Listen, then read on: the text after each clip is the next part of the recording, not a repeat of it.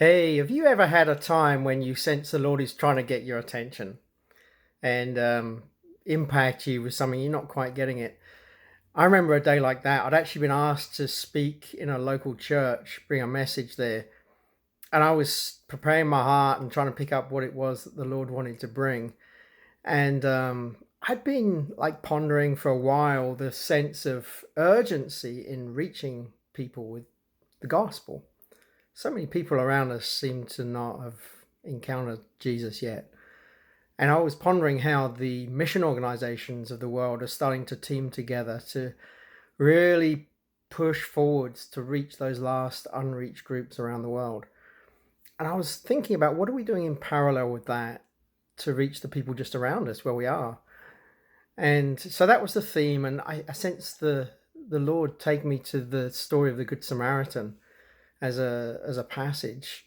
And I knew the content pretty well, and I read through it, and I felt, yeah, I kind of know this. It's, the emphasis is on we need to love our neighbors ourselves. We need to do that better. And as I went through the passage, I felt, yeah, that's what I need to bring. And it's the emphasis on, religion won't help. The priest and the Levite pass by on the other side, but we need to be more like the Samaritan. We need to show compassion. We need to get involved with people's needs around us. And as I started to prepare this message, it just felt, this is going to come out like a burdensome thing.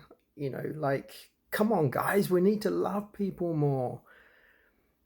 And of course that's true, but I felt, I don't know if that's really the message. And like I said at the beginning, it's like the Lord was trying to get through to me and I wasn't getting it. And so I read through the passage again and a few more times. And I just felt, yeah, the content is so familiar until I suddenly noticed a part of the story that I just hadn't been thinking about. And that was when the Samaritan picked up this guy. He gave him some first aid, but then he put him on a donkey and he took him to an inn to recover. Right, so this person needed some time. The person needed a safe place, a welcoming place, a nurturing place where they could come into wholeness. And I felt the Lord ask me this question. Would the Samaritan have succeeded if there was no inn to take him to take that guy to? And you know what? The answer was pretty easy. He would not have succeeded, right? And I sensed the Lord just getting my attention, like breaking through and saying to me, you know what? It's not, in terms of reaching people around you, it's not about just learning to love people better. And actually, often people don't reach out, a little bit like the priest and the Levite, because they're on a journey, they're busy, they've got their own lives, and they know it's going to take more. Like once you start getting involved in someone's life, it can be quite a costly thing, right? And so we don't get involved because we haven't got an in. So what is the in for us? Well, I started to think about the whole story of the Good Samaritan as a gospel parable, where the beaten up man at the side of the road is really a picture of fallen humanity, very needy. And the priest and the Levite, yeah, they're a picture of religious systems and they really can't help. And so the Samaritan is really a picture of Jesus, the one who came into the world. He came alongside, he engaged with the need, and he brought an answer, right? So initially it was the first aid of the oil and the wine, which I see as a picture of the oil is the spirit, the wine is a picture of the blood. And so the first aid, the first thing that anyone needs is the gospel. They need the new birth. They need regeneration. And then that wasn't enough though. So if Jesus is that Samaritan figure that is picking up this needy person, brings them into salvation, they then need a place where they can grow, where they can be loved, they can be nurtured, they can be brought into the fullness of what he gives us in the new creation life. And that's really a picture of the inn. Not a physical building. In the same way that Jesus is not building a physical temple today, it's a living temple made up of living stones. In the same kind of way, the inn is people. It's a small version, if you like, of the temple, but it's a community.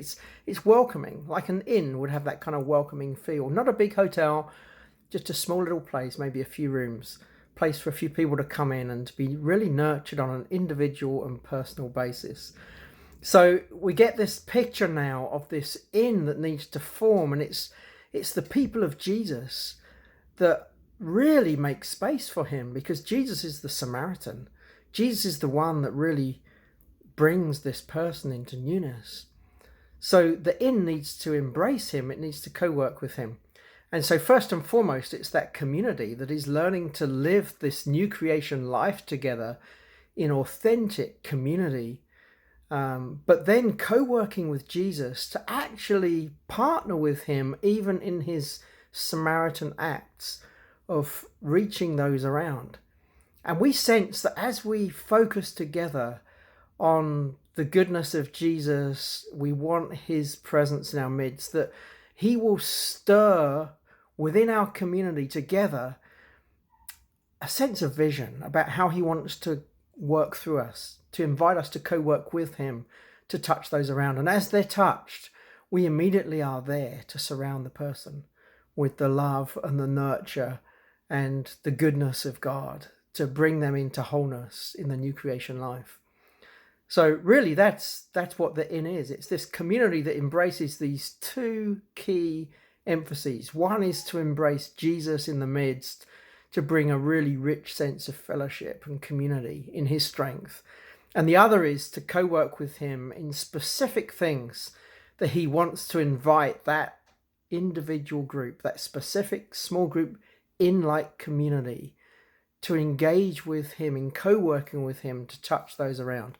So there's outworkings, there's empowered outworkings, we call them, that are like kingdom exploits that can reach out into all aspects of society just as the Lord leads.